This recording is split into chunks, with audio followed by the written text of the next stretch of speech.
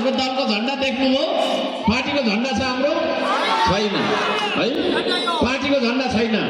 हाम्रो पार्टीको झण्डा किन छैन भन्दाखेरि हाम्रो पार्टीको झण्डा बोक्न थालेपछि चन्द्र सूर्य अङ्कित झण्डाको मोह हराएर जाँदो रहेछ। राष्ट्रिय झण्डाको मतलब नलाग्दो रहेछ, एकताको मतलब लाग्दैन रहेछ।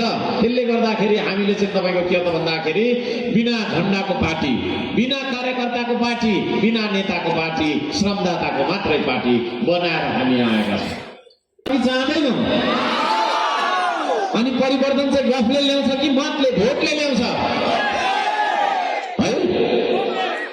यदि धरानमा स्थानीय चुनावमा धरानी जनताले मलाई मत नदिएको भए हर्क साम्बाङले यति राम्रो काम गर्ने रहेछ भने थाहा पाउनुहुन्थ्यो र उहाँहरूले? थाहा पाउनुहुन्न थियो नि त होइन? त्यहाँ भएका विभिन्न समस्याहरूलाई मैले धेरै हदसम्म समाधान गरिदिएको छु। थुप्रै कुराहरू सुरु भएको छ, त्यो कुरा म यहाँ गर्न चाहन्न। उता मेरो पालिकाको कुरा यहाँ लिएर त्यसको अर्थ पनि रहँदैन। तर तपाईँहरूले चिन्नुपर्छ। त्यतिखेर पनि मैले त्यही भनेको थिएँ, तपाईँहरूले चिन्नुपर्छ होइन? गोल भेडा किन्दाखेरि चाहिँ हामी ढाकीभरि छान्छौँ होइन? एक छाक खाने 6 महिनाको लुगा यो ज्याकेट किन्दाखेरि बजारभरि छान्छौँ कि छान्दैनौँ है? साउजीसँग साउजीले जस्तो दियो त्यस्तै लिएर जान्छौँ त हामी? जाँदैनौँ। बार्गेनिङ पनि गर्छौँ। 2000 भन्छौँ होइन, 1500मा दिनु नि भन्छौँ हामी होइन? है लगाउँछौँ, यसो गर्छौँ होइन? कति त लगाएर छैन, यसो चाहिँ सेल्फी खिचिहाल्छौँ हो कि होइन? अनि 6 महिनाको लुगा किन्दाखेरि तपाईँहरूले त्यत्रो छान्नुहुन्छ भने आदरणीय दाजुभाइ दिदी बहिनीहरू, यो देशको तपाईँको भाग्य र भविष्य चुन्ने नेता चुन्दाखेरि उसको तपाईँको चाहिँ होइन कस्तो खालको भिजन हो, के हो भनेर उसको पार्टीलाई चुन्नुपर्छ कि पर्दैन तपाईँले? म त्यो पनि भन्न चाहन्छु। तपाईँहरूले यसपालि मत परिवर्तन गर्नुपर्छ। परिवर्तन चाहने नै हो भने मत परिवर्तन गर्नुपर्छ।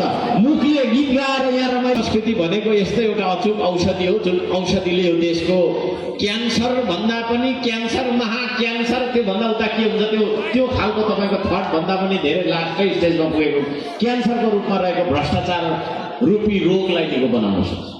यही मात्रै हो त्यो औषधि। क्यान्सरको उपचार गर्ने होइन, भ्रष्टाचार रूपी क्यान्सरको उपचार गर्ने संस्कृति नै श्रम संस्कृति। कसरी भन्नुहुन्छ भने भ्रष्टाचार भन्ने बित्तिकै बेइमानी हो। बेइमानी हो कि होइन भन्नु त?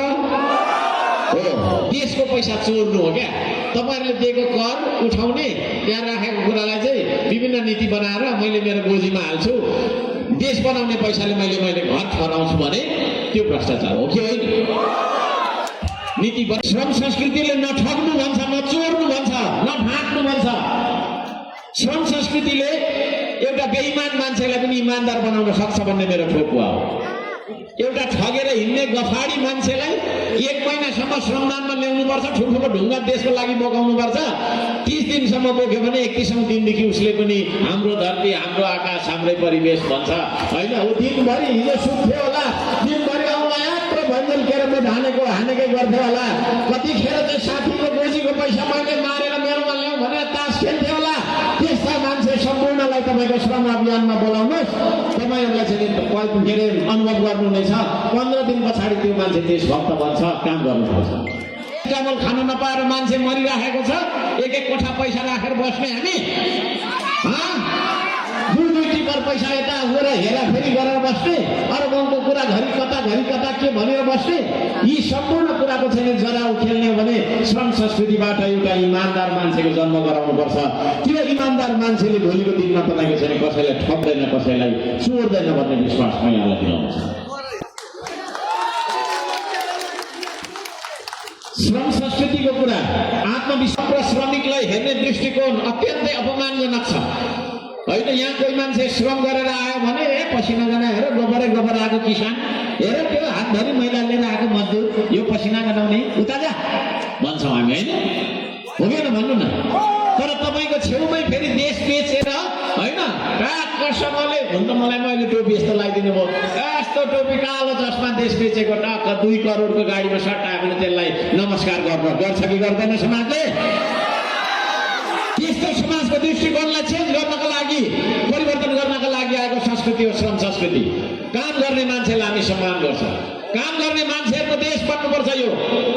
तपाईँको चाहिँ हामीले श्रम र श्रमिकलाई हेर्ने दृष्टिकोणमा अत्यन्तै सम्मानजनक दृष्टिकोण बनाउनुपर्छ, श्रमलाई सम्मान गर्नुपर्छ भन्ने संस्कृतिलाई श्रम संस्कृति भन्नुपर्छ भन्ने हाम्रो तर्क रहेको म यहाँलाई जानकारी गराउँछु। श्रम गरेर देश परिवर्तन हुँदैन। म आफै खुद जोतिनुपर्छ त्यो हिलोमा, म आफै जोतिनुपर्छ त्यो माटोमा, अनि मात्रै मैले चाहिँ एउटा उदाहरण बनेर यो समाजलाई परिवर्तन गर्न सक्छु भन्ने मेरो चेतना हो। र यसरी यो श्रम संस्कृति चुनाव जित्नका लागि मात्रै, चुनावमा भाग लिनका लागि मात्रै आएको होइन आदरणीय दाजुभाइ दिदीबहिनीहरू। तपाईँ हेर्नुहोस्, तपाईँ हामीले गर्नुपर्छ, तपाईँले फेरि हेर्ने कुरा पनि होइन। तपाईँ हामी सँगै मिलेर गर्नुपर्छ, यो देशलाई यो समाजलाई हामी रूपान्तरण गरिछाड्छौँ है। आज जहाँ फोहोरै फोहोर छ त्यहाँ फुलै फुल फुलाउनुपर्छ आदरणीय दाजुभाइ दिदीबहिनीहरू। तपाईँ यसको सानो उदाहरण धरानको महानगरपालिकामा आएर हेर्न सक्नुहुन्छ, जहाँ हिजो गुमुत मात्रै थियो त्यहाँ अत्यन्तै सुन्दर हामीले पार्कहरू निर्माण गरेका छौँ।